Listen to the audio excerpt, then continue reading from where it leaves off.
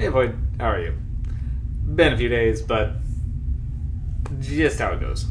Holiday season and all that, you know? So, got a few things I've been watching, so let's kind of peel back some of the more recent watches, and then we'll see about that backlog if I have a chance. Alright, well, me and my partner decided to watch a movie and throw on something a bit more lighthearted. So, The Bad Guys. Now, this one is a 2022 release, so one of the more recent things I've been reviewing. And this one is something I actually had never seen until now. So, I watch a lot of things. Mostly sci-fi horror. But if you look through my channel, there's a lot of animations on there too, because I'm a sucker for animation. And animated family films are kind of a soft spot for me.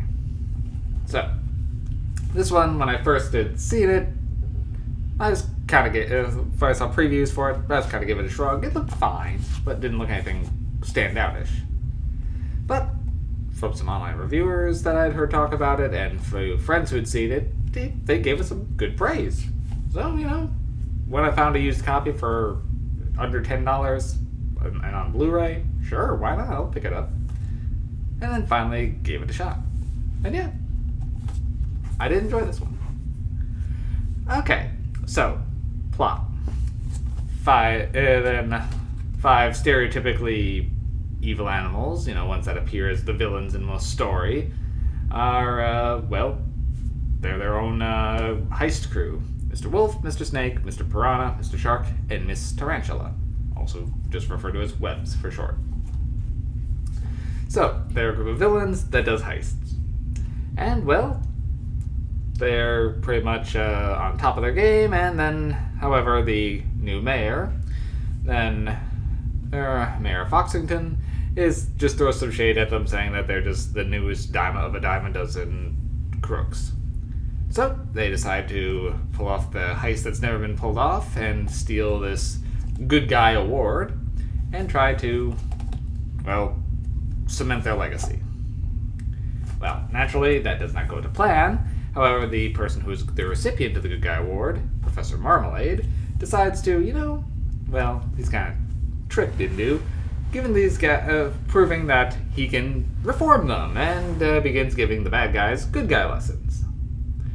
And away we go from there, as once their lessons seem to be going well, and Mr. Wolf even does actually seem to be leaning into it a little bit, even if his crew maybe not so much. When the big reveal that they've been reformed happens, but, someone seems to have sabotaged it, it looks like not all is what it seems. Yeah, okay, so the bad guys. First off, the animation, I like the style. Then very crisp, clean, which kind of goes for DreamWorks. It looks good.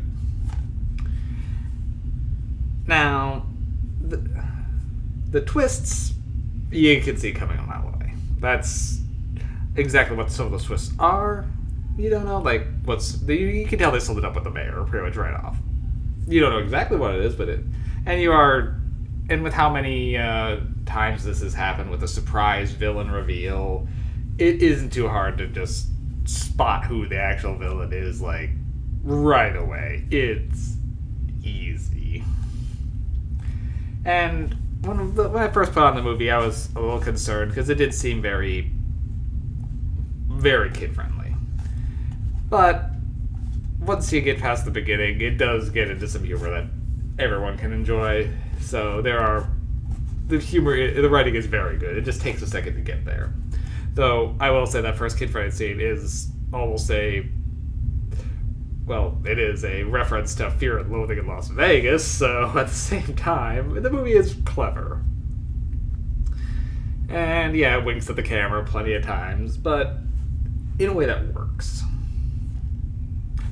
One thing I don't understand is how the heck this world works. That I'm a little confused on. Because you have humans and animals in the world. Okay, I'm down with that. You've got anthropomorphic animals, you got people, they just interact like it's normal. Sure. You see that in some things, but most things usually go either the full Zootopia with no humans, or the animals just talking amongst themselves. This one actually does go right up the middle with humans and animals interacting as if there's nothing strange about it. What I don't get is how there's also regular animals. Like, there's a big thing about this rescuing a kitty from a tree. Now, I'm pretty sure we've seen some cat people. And, there's some dogs that are set on some people. And there's some, there's a guinea pig is Professor Marmalade. But there's plenty of normal guinea pigs also. How does this work? Are some of them just... because they just call them what they are. So, they say straight up Professor Marmalade's a guinea pig. And he wants to rescue guinea pigs that are being used for animal testing. That opens up some more questions. How is animal testing a thing when the animals are people? Is it just certain ones? Is it just two distinct populations? Are this technically different species? They never explained it. It's only noticeable once or twice, so the movie is easy enough to distract you from that strangeness. But for me, I was puzzled that a little bit afterwards. What are the rules here? But otherwise, the it's a fun heist flick. It works. You definitely get the Ocean's 11 kind of vibe from it, and I'm on board for that. So overall, the movie is fun. Just leaves a few questions, but you like the characters. The characters are really strong in this. Some of them, the shark, are a little underutilized. You see he's the great disguise artist. He does one or two disguises, but I wanted to see more of that. I wanted to see more of them doing their thing. So I would love a spin-off, a full series where you could just spend more time with the characters. Because it seems like they have a lot more that they could do with them. Well, pretty much all I got. This one I'm going to give, we'll give it an 8 MacGuffins. It is one of the better family movies that I've seen in recent memory. It is good. Definitely worth checking out if you've slept on the bad guys. It's a fun movie. I do highly recommend it.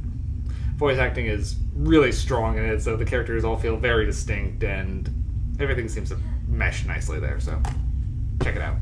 Recommend. Alright. See you soon, Boyd.